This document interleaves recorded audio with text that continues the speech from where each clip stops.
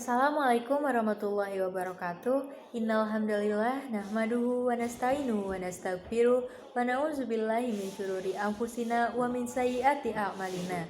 May yahdihillahu fala mudhillalah wa may yudlilhu fala hadiyalah. Asyhadu an la ilaha illallah wa asyhadu anna Muhammadan abduhu wa rasuluh. Langkung tipayun hayu urang panjatkeun puji sinareng syukur kehadirat Allah Subhanahu wa taala anu tos masihan urang sadaya nikmat anu teu aya hinggana. Nyata nikmat iman sareng nikmat sehat walafiat. Tehilap shalawat sinareng salam mugia dilimpahkeun ka junjungan urang sadayana Nabi Muhammad sallallahu alaihi wasallam, ka kulawargina, ka para sahabatna sareng ka urang sadaya salaku umatna dugi ka akhir zaman. Amin. Tepangkeun wasta abdi Salma Puspitasari ti kelas 11 IPS 4. Dina waktos ieu abdi bade ngadugikeun biantara tentang kirangna kasadaran masyarakat dina ngarawat lingkungan.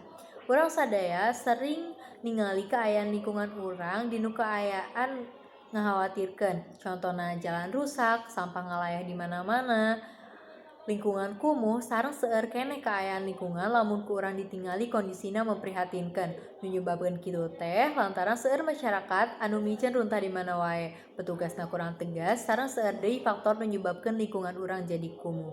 Tapi hal anu paling utama dina masalah ieu disebabkeun kirangna kasadaran masyarakat pikeun ngarawat lingkungan supados bersih. Padahal lingkungan nu kotor tiasa nimbulkeun panyakit, contona DBD, malaria, muntaber, kusabab seueur runtah nu matak ngajadikeun panyakit. Salieun nimbulkeun panyakit, seueurna runtah bisa nyebabkeun banjir, kusabab mampetna aliran sungai ku tumpukan sampah.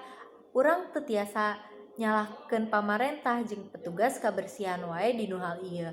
Lamun urang nyalira teu sadar kumaha sih pentingna ngarawat lingkungan.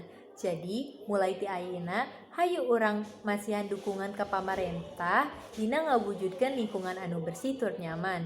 Pikeun runtah ka tempatna, kusabab tinu hal-hal alit sapertos ieu urang tiasa ngadamel lingkungan anu bersih sareng nyaman jeung urang tempatan. Mung sakitu anu tiasa didugikeun ku abdi, hapunten bilih aya kalepatan, hatur nuhun ka sagala perhatosanana. Billahi taufik wal hidayah. Wassalamualaikum warahmatullahi wabarakatuh.